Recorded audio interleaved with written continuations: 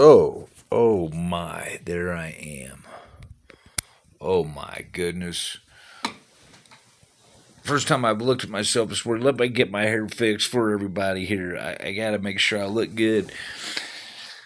Whoa, yeah. Oh, yes. There's an example right there. I can see myself in that mirror. That's how I look at myself to make sure I look pretty to preach Jesus, which is my point. There's a real big point to this. I'm sick and tired of it.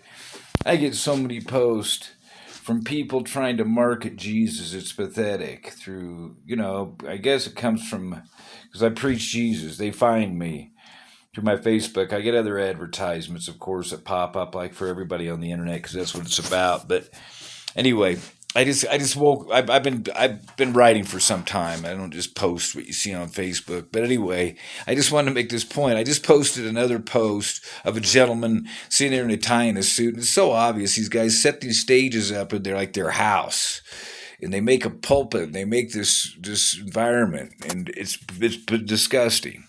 It's not of Jesus of the Bible at all. The church is a family. There's no altar. The temple, Christ is seated at the right hand of God in heaven. That's what we look up to. We look to his word. It's ridiculous. But anyway, to wear a suit and tie is not at all biblical. Christ, what did he say to his apostles? He said, go home. Don't even get an extra pair of sandals. He didn't say get yourself get a nice suit because we got to impress these people. We got to impress them or they won't let us in the house and feed us dinner. He said we don't know we're going to sleep tonight. It's going to get rough. They're going to kill me, guys. They're going to hate me and they're going to hate you for loving me. But all these people, they do these things to impress. They build a building, they call it church, they get tax exemption, so they have a singular pastor, which is a con. Protestantism comes through Catholicism. It's a weakened form of Catholicism. It's not of God. We don't go to church. We are the church. They haven't taught you the truth for a long, long time. They're liars, deceivers, teaching doctrines of devils. They're speaking lies of hypocrisy. They've had their conscience seared with hot irons, teaching doctrines of devils. Anyway, it's 1 Timothy 4. You can read that there that's directed towards more to Catholicism, but there's many other scriptures that go on to teach the false teach against Protestant faith, the Sunday concept of the church, the tax exemption of the church. Christ said, what did he say? They asked him ahead of time, what should we do about this tax? And he said, pay your taxes. Don't embed yourself in the government through this tax exemption. Try to find a pastor. Go talk to your pastor today if you have one, a singular pastor. First tell him to give the money back and go get a job.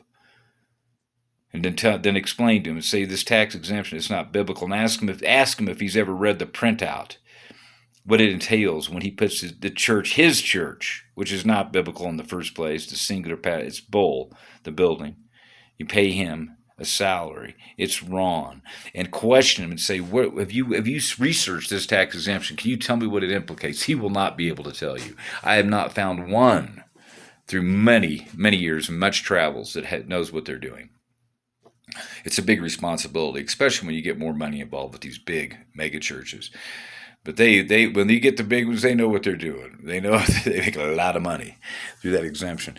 But anyway, I just wanted to bring up these things. Please look at that video. I just posted another photo of a man, a video, and it just appalls me. It pops up. You got this guy sitting there waiting at his desk that he's created in this environment behind himself, this pulpit. I could make it right here. I can make something really nice. I could go get really dressed up, get a makeup artist. I could do all kinds of things and deceive all you people and make you think that I'm something that I'm not. I haven't even taken time to brush my teeth yet this morning. But praise Jesus.